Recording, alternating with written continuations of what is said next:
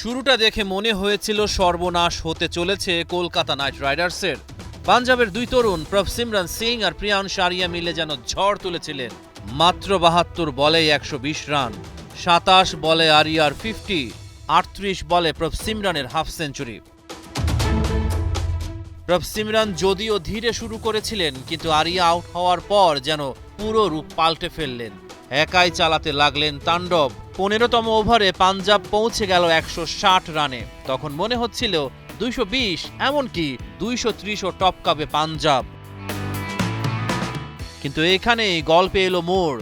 অবিশ্বাস্যভাবে ঘুরে দাঁড়ালো কেকেআর। ৪৯ বলে ৮৩ রান প্রভসিমরনের ব্যাটে।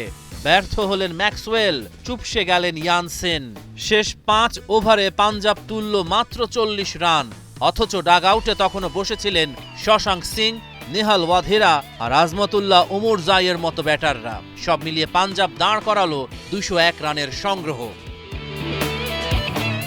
জবাবে প্রথম ওভারে কলকাতার সংগ্রহ ৭ রান। এরপর ইডেন গার্ডেন্সে বৃষ্টির হানা। খেলা আর মাঠেই গড়ালো না। পয়েন্ট ভাগাভাগি করে দুই দল। এতে লাভটা বেশি হলো পাঞ্জাবের। তারা টপকে গেছে মুম্বাই ইন্ডিয়ান্সকে। ৯ ম্যাচে ১১ পয়েন্ট নিয়ে প্রীতি জিন্তার দল টেবিলের ৪র্থ স্থানে। কলকাতার অবস্থান ৭ম স্থানে। ৯ ম্যাচে ৭ পয়েন্ট বর্তমান চ্যাম্পিয়নদের অ্যাকাউন্টে। প্লে অফের পথটা কঠিন হয়ে উঠছে শাহরুখ খানের দলের জন্য। রহমান পেয়ার, ৭১।